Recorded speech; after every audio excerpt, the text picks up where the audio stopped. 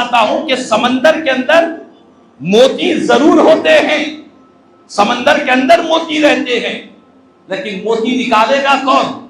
ہر کوئی سمندر میں غوطہ لگا کر موتی نکال سکتا ہے؟ نہیں نکال سکتا۔ اگر ہر کوئی سمندر میں کودے گا کہ میں موتیاں نکالوں گا تو کیا انجام ہوگا؟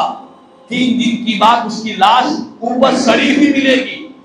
تو معلوم یہ ہوا کہ سمندر میں موتی ضرور ہے، لیکن اس موتیوں کو نکالنے کے لیے غوطہ زن چاہیے، جو سمندر میں غوطہ لگا کر موتی نکالنے والا ہو، وہ نکالے گا تو تب ہم کو معلوم گا کہ واقعی سمندر میں موتیاں ہے۔ ٹھیک اسی طرح اللہ کے کلام قرآن میں زندگی کا ہر اصول ہے، رسول پاک کی احادیث میں ساری زندگی کا طور طریقہ ہے، لیکن اس کو سمجھانے کے لیے ہر ایک انسان ہاتھ میں قرآن لے لے گا، حدیث رسول لے کر سمجھنا چاہے گا، وہ سر پٹک لے گا، ہر مسئلے کو نہیں سمجھ سکے گا۔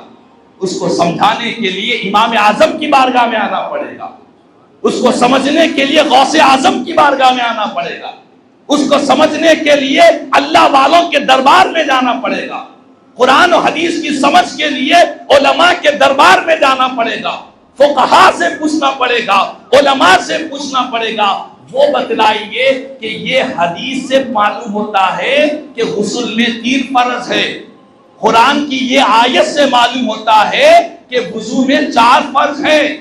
یہ آپ اور ہم عام انسان کے بس کی بات نہیں، یہ محدث، یہ فقہاء کرام ہیں، علماء ربانیین ہیں، وہ اس قرآن و حدیث میں غوطہ زن ہیں، اللہ نے انہیں مہارت عطا فرمائی ہے، وہ کون سی آیت سے کیا مسئلہ نکلتا ہے یہ اہل علم جانتے ہیں۔ اسی لیے اللہ نے فرمایا عام انسانوں کو اللہ نے کیا فرمایا کہ کوئی مسئلہ درپیش آئے تو قرآن کھول کر نکالو، یہ نہیں فرمایا۔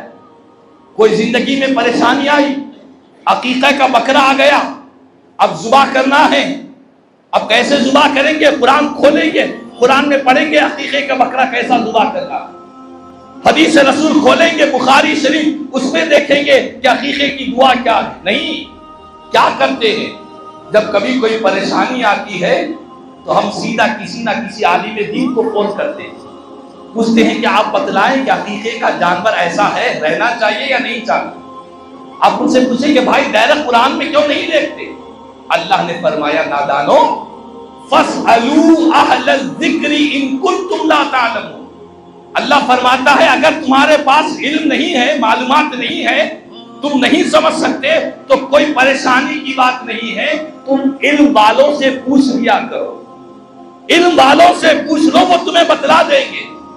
ایک عام انسان ایک عالم سے پوچھے گا، ایک عالم اپنے سے بڑے استاد سے پوچھے گا، ان سے بڑا استاد وہ کتابوں میں دیکھے گا، وہ ان سے بڑی کتابوں میں دیکھیں گے۔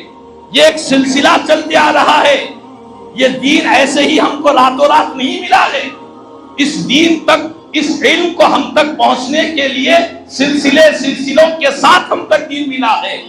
اسی لیے اللہ فرماتا ہے کہ لوگوں علم والوں سے پوچھو اگر تمہیں علم نہیں ہے۔ ہم کو کوئی مسئلہ درپیش ہوتا ہے، ہم اپنے اساتذہ سے پوچھتے ہیں، ہمارے اساتذہ کیا کرتے ہیں؟ وہ امام اعظم ابو حنیفہ رحمۃ اللہ تعالی علیہ کی شاگردوں کی کتابوں کو کھول کر بتلاتے ہیں۔ تو یہ سارے جو مسائل ہیں یہ خود سے نکلے ہوئے نہیں ہے، قرآن ہی سے ہے، حدیث رسول ہی سے ہے، لیکن سمجھانے والے ہر ایک انسان کے بس کی بات نہیں ہوتی۔ تو بہرحال